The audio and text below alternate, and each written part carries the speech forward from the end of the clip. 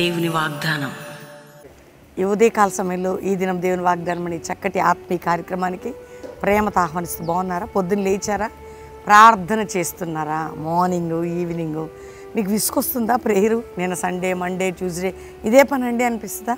కానీ తింటున్నాం కదా, స్నానం చేస్తున్నాం కదా, రోజు మన కాలకృత్యాలు తీసుకుని దేవునితో మాట్లాడడం అదొక హ్యాబిట్ అని కాదు, అదొక బంధం, అదొక బాంధవ్యం, అదొక ప్రేమ, అదొక ఆప్యాయత, అదొక మంచి దేవునితో మనకున్న రిలేషన్. ఎందుకంటే మనం నిత్యరాజ్యానికి వారసులం.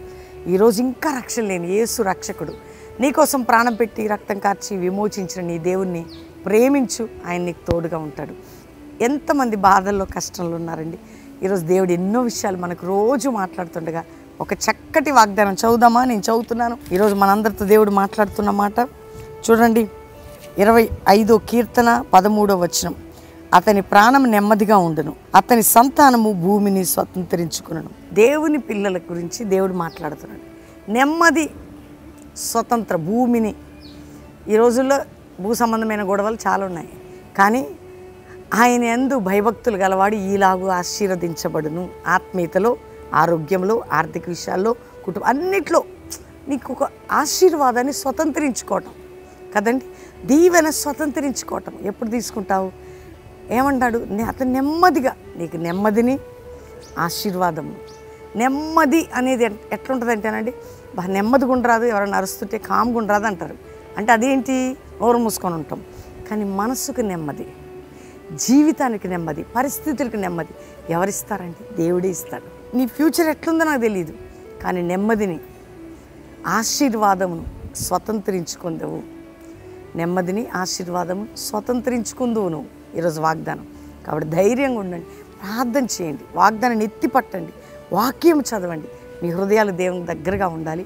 ప్రార్థనలో ముందుకు సాగాలి. అందరూ దేవునికి థ్యాంక్స్ చెప్పి ప్రార్థన చేసుకుందాం. తండ్రి, ఉదయకాలం ఎంతమంది బిడ్డలు ఈ వాగ్దానం ఇచ్చినారో, రక్షణ లేని వారికి రక్షణ, పాపక్షమాపణ, నానావిధ రోగ వ్యాధి ఉన్న వారికి స్వస్థత, విడుదల, అప్పులు, ఆర్థిక సమస్యలు, మానసిక సమస్యలు, కుటుంబ సమస్యలు, ఇతర సమస్యలు, కోర్టు కేసులు, గర్భఫలం లేదు, ప్రతి కట్లు తెరవబడాలి, బంధకాలన్నిటి నుంచి విడుదల జరగాలి.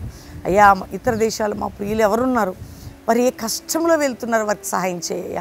వారున్న దేశంలో వారి క్షేమము, అంతేకాక వీసాల విషయంలో, వారి జాబ్స్ విషయంలో, రక్షణ విషయంలో, ఉద్యోగం, సెటిల్మెంట్ అన్నిట్లో మీరు సహాయం చేయండి. మా భారతదేశ ప్రజలని, క్రైస్తవ సంఘాలని మీరు కాపాడదేవా. శత్రు నుంచి విడిపించు, అపవాది నుంచి విడిపించు, రోగ బాధ చింత నుంచి విడిపించి అందరికీ సమృద్ధైన నీ కృప తోడుగా ఉంచమని ప్రార్థన చేస్తూ, అయ్యా ఈరోజు ఎవరు రోగులుగా ఉన్నారు, యేసు పొందిన గాయముల చేత స్వస్థత, మ్యారేజ్ డే, బర్త్డే బిడ్డలను దీవిస్తూ, అయ్యా ఈ సంవత్సరం నెమ్మది, ఆశీర్వాదం స్వతంత్రించుకునే కృప వారికి దయచేసి అందరికీ మీరు తోడేయండి. అందరినీ దీవించి వర్ధిల్ల చేసి మా కల్వరి మినిస్ట్రీకి నెమ్మదిని, ఆశీర్వాదం నాయన స్వతంత్రించుకుందాముగా. కానీ ప్రతి ఒక్కరికి శుభములను పలుకుతూ యేసునామములో అడుగుచున్నాం తండ్రి. Amen, amen, amen. ఈ ఉదయం వాగ్దానం మీకోసం అందరు లైక్ చేసి షేర్ చేయండి, మంచి కామెంట్స్ పెట్టండి. ప్రతి శనివారం బెల్లంపల్లిలో ఉజ్జీవ సభ, బెల్లంపల్లికి వచ్చి శనివారం పాలు పొంది ఆదివారం అటెండ్ అయ్యి వెళ్ళొచ్చు. Calvary promise land, Hyderabad Hayath Nagar దగ్గర కల్వరి ప్రామిస్ ల్యాండ్లో 3 ఆరాధనలు ఉదయం 5 నుంచి 6 నుంచి 7 నుంచి 9, 10 నుంచి 12, సాయంత్రం 5 నుంచి 8 కుటుంబాలుగా పాలు పొందండి. ఉదయం సాయంత్రం లైవ్ చూడండి. పాస్టర్ ప్రవీణ్ ఇన్స్టా ఫాలో అవ్వండి. God bless you. ప్రైజ్.